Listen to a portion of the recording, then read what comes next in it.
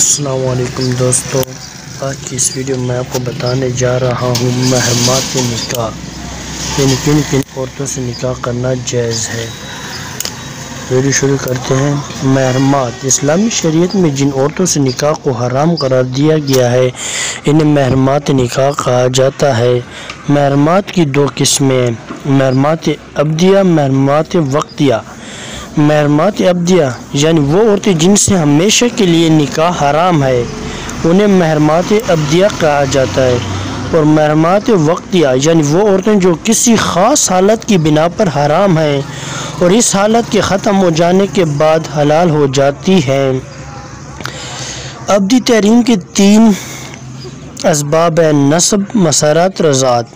قرآن کریم نے محرمات کی تفصیل بیان پر کی ہے، جس کا ترجمہ ہے: اور نکاح میں نہ لاؤ جن عورتوں کو نکاح میں لائے تمہارے باپ، مگر جو پہلے ہو چکا بے حیائی ہے اور جو ہے غضب کا اور برا چلن ہے، حرام ہوئی ہیں تم پر تمہاری مائیں اور بیٹیاں اور بہنیں اور پھوپھیاں اور خالائیں اور بیٹیاں بھائی کی اور بیٹیاں بہن کی، اور جن ماؤں نے تم کو دودھ پلایا، اور دودھ کی بہنیں اور تمہاری عورتوں کی مائیں اور ان کی بیٹیاں جو تمہاری پرورش میں ہیں، جن سے تم نے صحبت کی اور تم نے ان سے صحبت نہیں کی تو تم پر کچھ گناہ نہیں۔ اس نکاح میں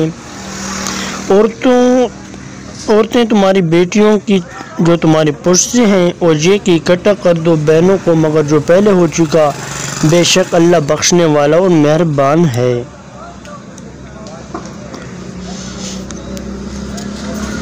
اب جن عورتوں سے نکاح کرنا حرام ہے، یعنی مشرک عورتوں سے نکاح۔ مشرک عورتوں سے نکاح کرنا جائز نہیں ہے۔ سورۃ بقرہ میں ہے کہ جس کا ترجمہ ہے: اور مشرک عورتوں سے نکاح نہ کرو جب تک وہ ایمان نہ لے آئیں، اور یقیناً مومن باندی بھی مشرک عورت سے بہتر ہے، خواہ تمہیں کتنی ہی پسند کیوں نہ آ رہی ہو۔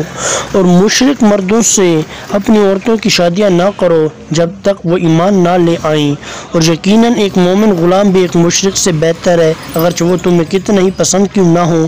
یہ لوگ جہنم کی طرف بلاتے ہیں اور اللہ جنت اور مغفرت کی طرف اپنی اجازت سے بلاتا ہے اور اپنی آیتیں کھول کھول کر لوگوں کے لیے بیان کرتا ہے، شاید وہ کچھ نصیحت حاصل کر لیں۔ اس آیت کی روح سے مشرک عورتوں سے شادی کرنا بھی جائز نہیں ہے۔ کافر عورتوں سے نکاح۔ کافر عورتوں سے شادی کرنا بھی جائز نہیں ہے۔ ارشاد باری تعالیٰ ہے، جس کا ترجمہ: اور کافر عورتوں کی عصمت اپنے قبضوں میں نہ رکھو، یعنی ان سے نکاح کر کے ان کی عصمت و ناموس کے محافظ نہ بنو، لہذا مشرک عورتوں کے علاوہ ہر قسم کی کافر عورت سے بھی نکاح جائز نہیں ہے۔ اور آوارہ اور فحشہ عورتوں کے ساتھ نکاح کرنا بھی جائز نہیں ہے۔ ارشاد باری تعالیٰ ہے: زناکار مرد صرف زناکار عورت یا مشرک عورت ہی سے نکاح کر سکتا ہے، اور زناکار عورت صرف زناکار مرد یا مشرک ہی سے شادی کر سکتی ہے، اور صاحب ایمان لوگوں پر یہ بات حرام ہے۔ اس کے بعد ایک اصول بیان فرمایا گیا ہے کہ ناپاک عورتیں ناپاک مردوں کے لیے ہیں اور ناپاک مرد ناپاک عورتوں کے لیے ہیں۔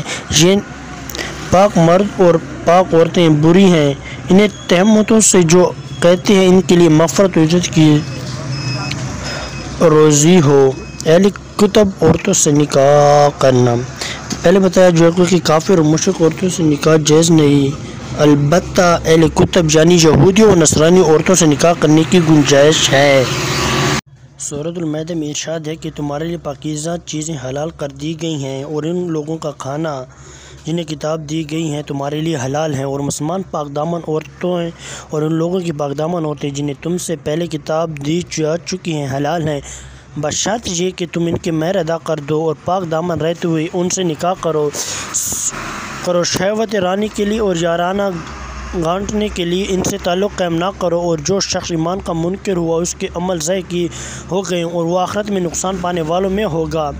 اس آیت کریمہ کے مطابق اہل کتاب عورتوں سے نکاح کیا جا سکتا ہے، لیکن اہل کتاب مردوں سے مومن عورتوں کا نکاح نہیں کیا جا سکتا، کیونکہ آیت میں صرف اہل کتاب عورتوں کے متعلق بتایا جا چکا ہے۔